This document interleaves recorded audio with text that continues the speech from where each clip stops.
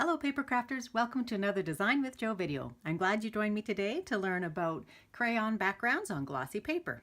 So we're going to be making this card, and here's what you need. You're going to need two colors of ink. I'm using the Sweet Sugar Plum and the Perfect Plum. You're going to need an archival black, basic black stamp pad, some kind of stamps, and the stamps that you want to use for this are open stamps, meaning that you can go in and do some coloring. So look through your stash and pull out some of those, and those will work really well. I'm going to use a pair of scissors, a plain white crayon, so get out that box of 64 that you had, if you still have it around, or go find yourself an inexpensive box. And you're going to need one of those, and we're going to need some glossy paper. So Stampin' Up! Came back with their glossy paper in this catalog, the 2017-18 catalog, and it is really fun to play with this kind of paper. So I have a piece here, and I also have a piece here that I'm going to show you what we're going to do. So let's get started. So the first thing we're going to do is we are going to stamp onto our piece of glossy paper with our archival black. So I'm going to start with my sentiment first. And you want to be really careful when you're putting this black, any type of ink on top of the glossy, because it will swish around, move around. So put it straight down, don't move it around at all, and then pick straight up.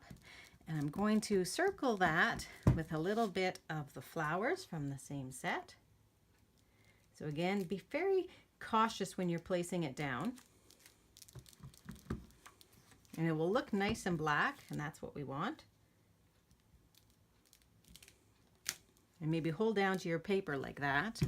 And while I'm at it, I'm just going to also stamp on just a piece of scrap. I'm going to stamp the other flower. Okay, and lift up. One thing I forgot is that we will need to have a heat tool. You do need to heat up your black before you start doing your coloring on top of it, because it does take a little bit of time to dry on top of the glossy paper.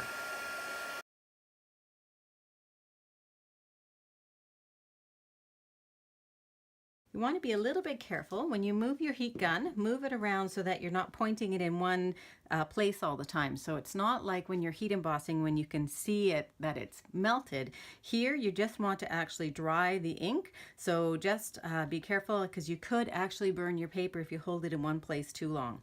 So now that we've got that on, a really crucial step is that you want to do your crayon now. Do your crayon before you do any other coloring. And I'm just going to go in and do the centers of these flowers. Use a fair bit of pressure, because what you're doing, you're not going to be able to see it, and it's because you're putting white on top of white, and it's fairly shiny, that surface. If you didn't heat your ink enough, you will get some gray smearing there. If you did, it should work just fine. You may pick up a little bit of the black on your tip like I am, but that's okay. You're not going to have wrecked the piece if you've got it gluing around. Okay, so you're just going to color it. I'm going to color my flower as well. Here I am just going to go in. And you're not going to get precise, so if you're a color that really likes to have precise in the lines, that's one thing you're not going to be able to achieve with this. So now the magic starts to happen. So I'm going to pick up my color.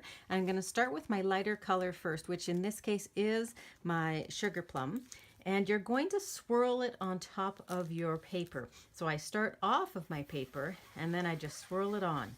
So normally when I'm using my sponges, I'm dabbing, but in this case I'm swirling it on because I want to create a surface that is nice and smooth.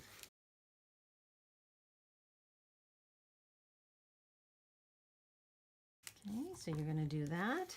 And I usually start with one color and then move on to another color. So there I just mixed up my colors a little bit, which is okay. I can clean that off and get that back to pink again. Going in with my plum now. So I'm replenishing my ink quite a few times. And the first time you're coloring and covering the white and blending into the other color that's there. And then I'm going to go over it again with my pink. One thing that you want to watch when you're doing this is that you have fairly clean hands. You can transfer the oils from your hands onto the glossy paper, and then you will have some white splotches that are not the crayon splotches by the time you're done. So you can see really well with this one that there's a lot of white coming up from the center. This one you can see it as well, although it's a little bit harder just because they're smaller centers.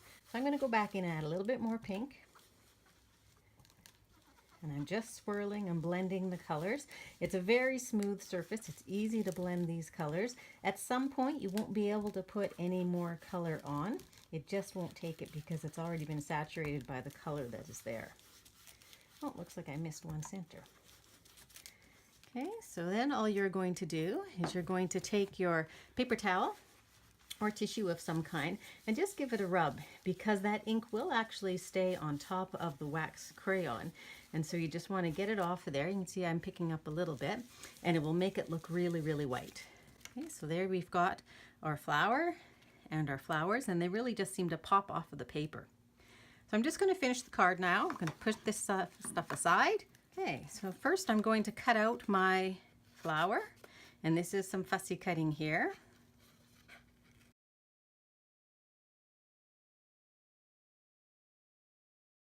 When you're fussy cutting, you do want to leave yourself a little bit of a border.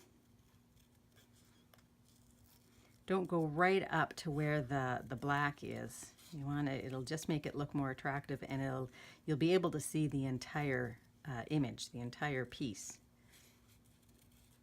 Doesn't have to be perfect. So, whoops, there we go. Okay, so we have our pieces done.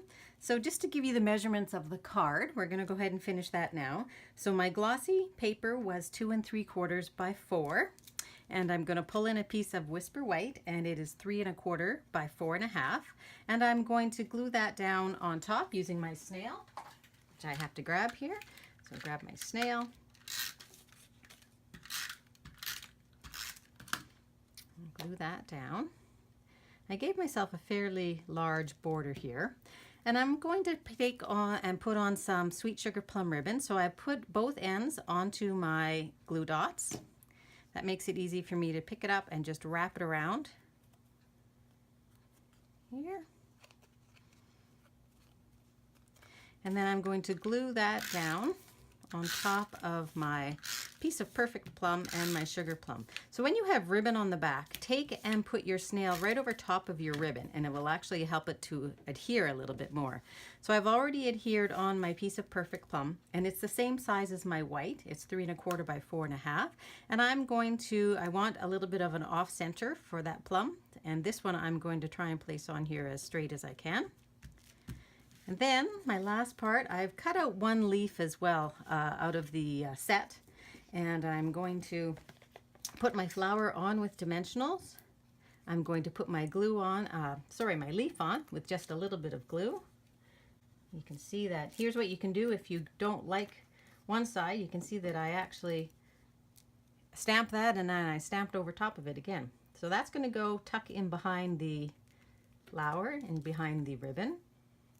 And take my dimensional off, place that over top, and then I am going to give my ribbon just a little bit of a bow. So here's a little trick if you like bows but you don't like to make them a bow. This is a knot, so you just take another piece of ribbon and tie it over top of your other ribbon, and you should be able to get a nice flat ribbon easily. Nice flat bow, I guess. Take your scissors and just finish that off. One of the cool things about this is you can actually move that bow on your ribbon. I'm going to tuck that underneath, and there we have our finished card. So I hope you enjoyed this video. If you do, please share it and like it below, and we'll see you again at another Design with Jo video. Thanks!